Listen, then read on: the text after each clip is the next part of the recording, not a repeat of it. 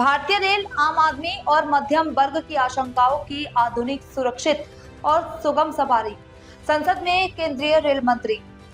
सरकार किफायती दरों पर यात्रा के अनुभव को बेहतर बनाकर गरीब से गरीब व्यक्ति की सेवा के लिए निरंतर प्रतिबद्ध। भारतीय रेलवे का धीमी प्रगति से सुपरफास्ट परिवर्तन की ओर कदम। एक नए युग का सूत्रपात। केंद्रीय रेल मंत्री।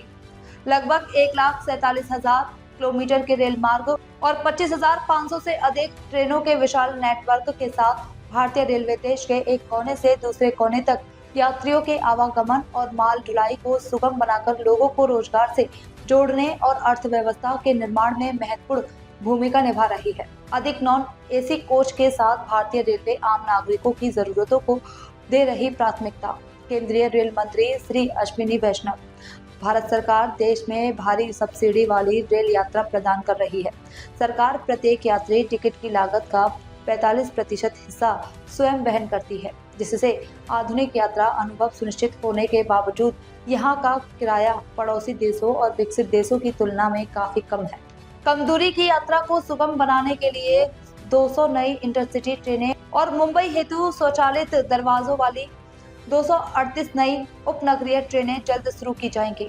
पिछले 10 वर्षों में 5 लाख नौकरियां और बीते 2 वर्षों में 1.43 लाख सीधी नियुक्तियों के अलावा रेलवे की विभिन्न परियोजनाएं लाखों अप्रत्यक्ष रोजगार के अवसर भी सृजित कर रही है। स्टेशन पर पैतृक सुविधाएं और तकनीकी आधार रखरखाव पद्धतियां भारत में यात्रा के अनुभव को नया आयाम दे रही है। Vande Bharat train itself is fitted with many safety features which are inherent in the train. If you recall, all the past trains, they used to be coupled together, coaches used to be coupled together, and that itself has been now replaced by semi-permanent couplers. So the entire train now becomes one unit, and that itself brings a huge safety thing. Second major safety feature that we have introduced in the Vande Bharat train is anti-climbing feature. It's a very technical thing. Whenever the coaches are connected together, then the latest technology which is prevalent in the entire world, that is anti-climbing feature, so that one coach cannot climb onto the other one. So that kind of technology is already introduced in the Vande Bharat train. The third thing is that in many places we have introduced safety fencing on both sides of the track. And the fourth thing, of course, is fitting the kavach, which is going on at a very rapid pace. The fifth item on safety on the Vande Bharat routes is the trains are now fitted with very high resolution cameras.